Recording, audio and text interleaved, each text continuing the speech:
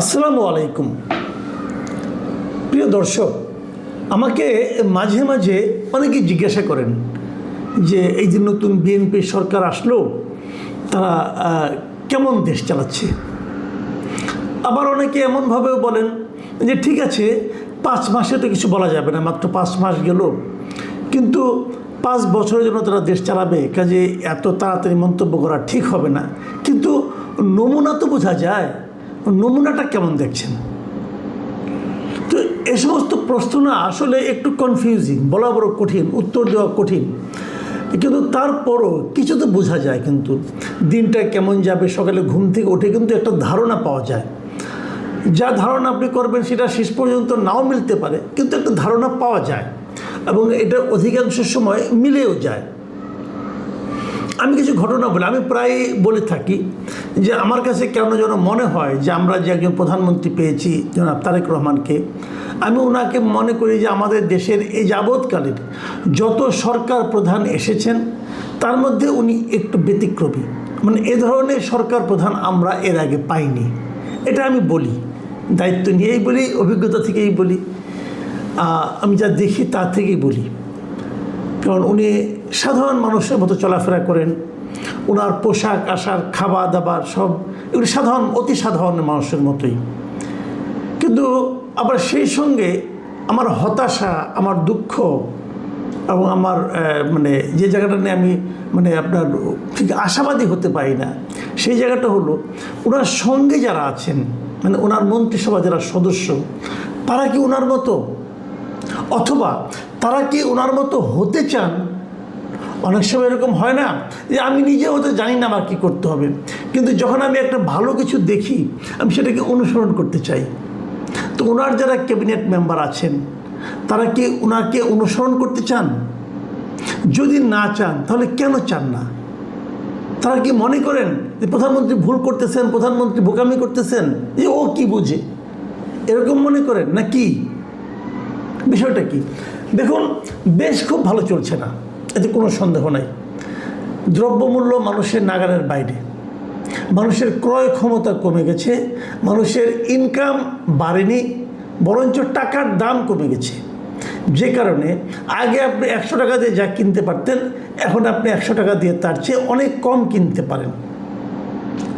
Income বাড়েনি, তাহলে আমার সংসার কিভাবে চলবে? আমি ধরুন খাওয়া কমিয়ে দিচ্ছি, খাওয়া কমাই দিলে সংসারে যারা শিশু আছে, মানুষ আছে, তাদের পুষ্টির হানি ঘটবে, এতে কোনো সন্দেহ নাই।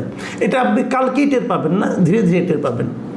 কিন্তু আমি যেটা বলছিলাম যে তার মধ্যে একটা সান্ত্বনা থাকে, যদি আমি দেখতাম যে আমার মন্ত্রীরা চেষ্টা করছেন, আমার মন্ত্রীরা আমাদের কথা ভেবে আমাদেরকে ফিল করার চেষ্টা করছেন, আমাদেরকে উপলব্ধি করার চেষ্টা করছেন যে আমরা কত কষ্টে আছি, সেভাবে তারা চলবেন। তারা কি তা চলছেন? আমি আপনাদের দুটো ঘটনা বলবো আজকে। একটা ঘটনা, গতকালকে একটা আদেশ জারি করা হয়েছে সরকারের পক্ষ থেকে, এবং সেই আদেশে 18 জন মন্ত্রীর চলাচলের সময় যে পুলিশের যে প্রোটোকল, সেটাকে প্রত্যাহার করা হয়েছে, সরকার করেছে। এবং সেটা জানা গেছে এটা টোটালি তারেক রহমান সাহেবের, মানে মাননীয় প্রধানমন্ত্রীর ব্যক্তিগত উৎসাহ অথবা আগ্রহ অথবা ওনার নির্দেশনাতেই এটা কমানো হয়েছে। উনি বলেছেন এই প্রোটোকলগুলোর দরকার নেই।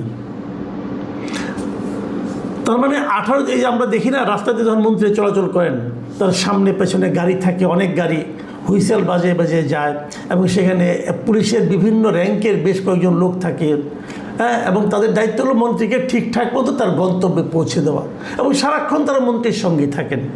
মন্ত্রী যখন ঢাকায় থাকেন তখনও থাকেন, যখন ঢাকার বাইরে যান তখনও যান। ওনারা মন্ত্রীকে নিরাপত্তা দেন। মানে ভাবখানা এমন, আমাদের মন্ত্রী আর গণশত্রু, একে একে গেলে মানুষ তাদের মেরে ফেলবে, কাজে মানুষের এই তারা যাতে নাকি মারতে না পারে, এই জন্য তাকে নিরাপত্তা দেওয়ার দরকার। আচ্ছা ভাবুন তো, আজকে থেকে 1 বছর আগে এখন যারা এরকম নিরাপত্তা পাচ্ছেন, তারা কি ঢাকা শহরে চলাফেরা করতেন না?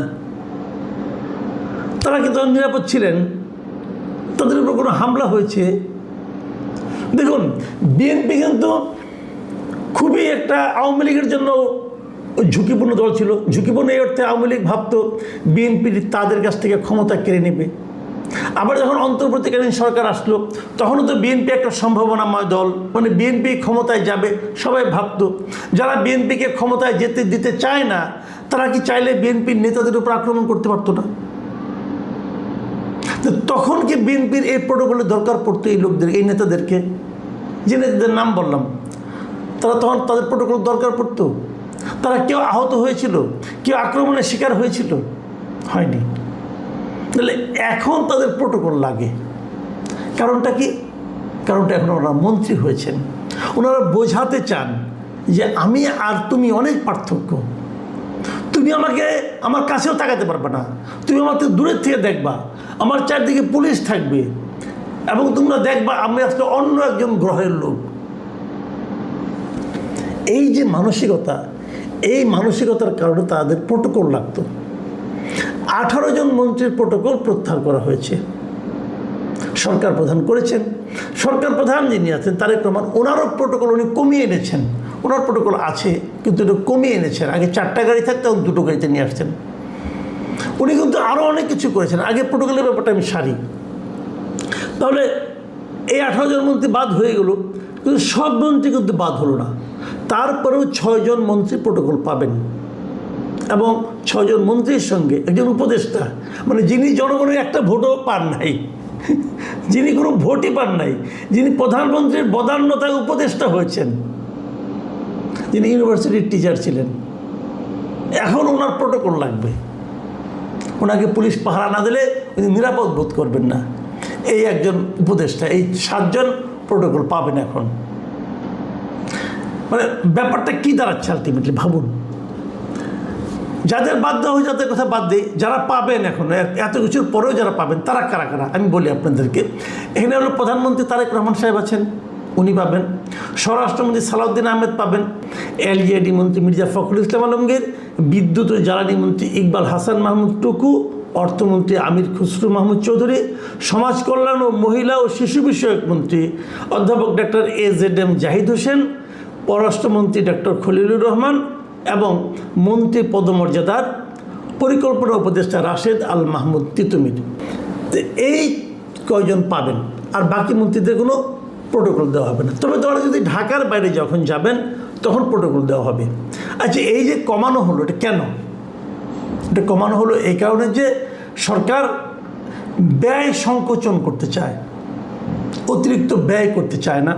এবং এখানে থাকলে পরে এই যে পুলিশের গাড়ির সঙ্গে সঙ্গে থাকে, এই গাড়িগুলো তো অন্য জায়গায় ইউজ করা যায়, পুলিশ তো অন্য জায়গায় ডিউটি করতে পারে।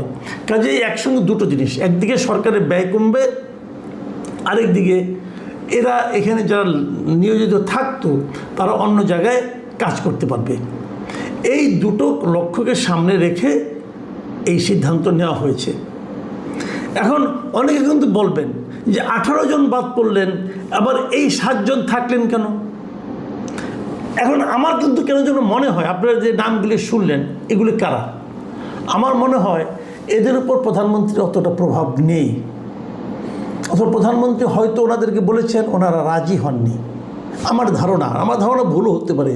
যদি ভুল হয় তাহলে ভালো, সেক্ষেত্রে আমার জানার আগ্রহ থাকবে যে কেন এই 7 জনকে দেওয়া হবে, বাকিদেরকে দেওয়া হবে না।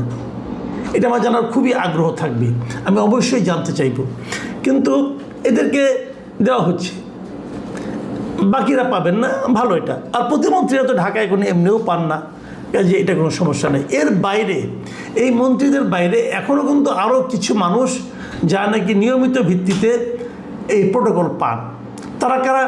তারা হচ্ছেন প্রেসিডেন্ট পান, তারপরে স্পিকার পান, ডেপুটি স্পিকার পান, বিরোধী দলীয় নেতা পান, বিরোধী দলীয় উপনেতা পান, চিফ হুইপ পান এবং বিরোধী দলীয় চিফ হুইপ পান।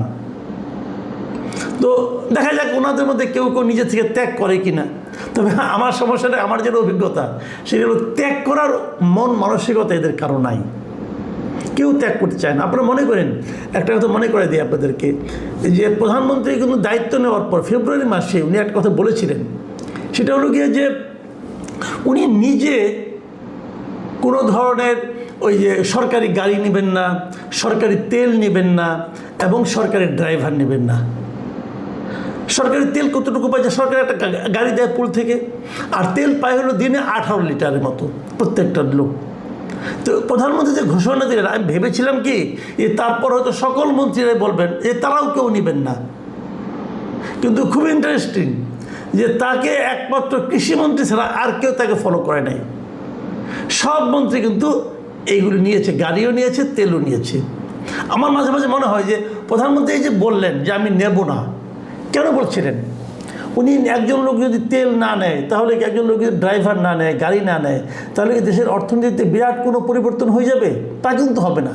কিন্তু একটা মানসিকতা মানুষ টের পেত, মানুষ ভাবতে পারতো যে এই সরকার বলতে চাচ্ছে যে আমরা কিছু নিতে আসি নাই, বরং দিতে এসেছি, আমরা জনগণের সেবার জন্য এসেছি, জনগণের সম্পদ নিজেরা ভোগ করার জন্য আসেনি, এটা বলতে এসেছিল। এই কথাটা বলার যে মানসিকতাটা, এই যে এক্সাম্পলটা উনি ক্রিয়েট করতে চেয়েছিলেন, ওনার এই সমস্ত লোভী মন্ত্রীদের কারণে ওনার এই এক্সাম্পলটা মাঠে মারা গিয়েছিল, জাস্ট মাঠে মারা গেছে। আমি এটা নিয়ে অনেকবার কথা বলেছি, কেউ লজ্জা পায় নাই, সবাই যার যার মতো নিয়ে চলেছে। এখনও আমি মনে করি এই যে প্রধানমন্ত্রী আবার সিদ্ধান্তই দিলেন যে এদের প্রোটোকল দেওয়ার দরকার নাই, তাতে কি বাকি 7 জন প্রোটোকল ত্যাগ করবেন? আমি তো মনে করি ওনাদের যদি এতটুকু আপনার তার সহকর্মীর জন্য যদি ফিলিংস কাজ করে, অথবা যদি প্রধানমন্ত্রীকে তারা যদি এতটুকু শ্রদ্ধা করে, তাহলে তাদেরও উচিত হবে এটাকে না নেওয়া। কারণ এগুলোতে প্রত্যেকটা পুলিশকে কিন্তু বেতন দিয়ে রাখতে হয়, আমার আপনার টাকায় কিন্তু বেতনটা হচ্ছে ওনাদের নিরাপত্তার নামে বাহাদুরি দেখানোর জন্য। কিন্তু ওনারা কি ত্যাগ করবেন? করবেন না, আপনি নিশ্চিত থাকেন। এবং আমার কেন যেন সন্দেহ হয়, প্রধানমন্ত্রী যে 18 জনের যে প্রত্যাহার করে নিয়েছেন, এই সিদ্ধান্ত সম্ভবত উনি অটল থাকতে পারবেন না, আমার কেন যেন সন্দেহ হয়। আবার হয়তো আগের অবস্থায় ফিরে আসতে হতে পারে। দেখেন, আমি এই যে সন্দেহটা করলাম, কেন করলাম সেটাও বলি আপনাদেরকে। সরকার মাঝখানে এই মাসেরই শুরুর দিকে 9 তারিখের দিকে সম্ভবত সরকার একটা সিদ্ধান্ত নিয়েছিল যে এই যে যত আমলা আছে না, এই আমলাদের কিন্তু সরকার যারা নাকি ডেপুটি সেক্রেটারি কিংবা তার চেয়ে বেশি, তাদের কিন্তু সরকার গাড়ি কেনার জন্য টাকা দেয়। তারা বিনা সুদে একটা টাকা পায়, সেই টাকার পরিমাণ কিন্তু কম না, প্রায় 30 লাখ টাকার মতো তারা পায়। তারা এটা দিয়ে গাড়ি কিনবে, এবং সেটা হলো কি কোনো সুদ না। সরকার যেটা, আপনি যদি ব্যাংকের থেকে টাকা নিতে যান, আপনাকে কিন্তু সুদ দিতে হবে, ইন্টারেস্ট দিতে হবে, 15-16% সুদ দিতে হয়। কিন্তু তারা 30 লাখ টাকা পাবে, কোনো রকম সুদ দিতে হবে না তাদেরকে। এবং কেবল তাই না, সেই সুদমুক্ত টাকা দিয়ে তারা গাড়ি কিনবে, এবং সেই গাড়ি রক্ষণাবেক্ষণের জন্য, গাড়িতে তেল, তার পানি ইত্যাদির জন্য প্রতি মাসে 50,000 করে টাকা পাবে। এটা শেখ হাসিনা সরকার করেছিল আইনটা। কী কারণে জানেন? মূলত তারা করেছিল নানা অজুহাত দেখাইছে, এই অজুহাত সেই অজুহাত দেখাইছে যে নিজের টাকায় গাড়ি কিনলে তারা পুলের গাড়ি নিবে না। এই যে পুলের গাড়ি নিবে না, এটা একটা বোকাস কথা। এই কারণে আপনি নিশ্চিত থাকেন, এই যে সরকারি টাকাতে গাড়িটা তারা কেনার পর তারা এই গাড়ি ইউজ করে না, তো তারা তো পুলের গাড়ি ইউজ করে। নাহলে তাদের সচিবালয়ের অধীনস্থ কোনো কর্পোরেশন অথবা কোনো প্রজেক্ট, তাদের গাড়ি তারা ইউজ করে। আপনারা খোঁজ দিয়ে দেখেন, আমি মিথ্যা বললাম কেউ সত্য বললাম। এবং বিনা সুদে নেওয়া 30 লাখ টাকা দিয়ে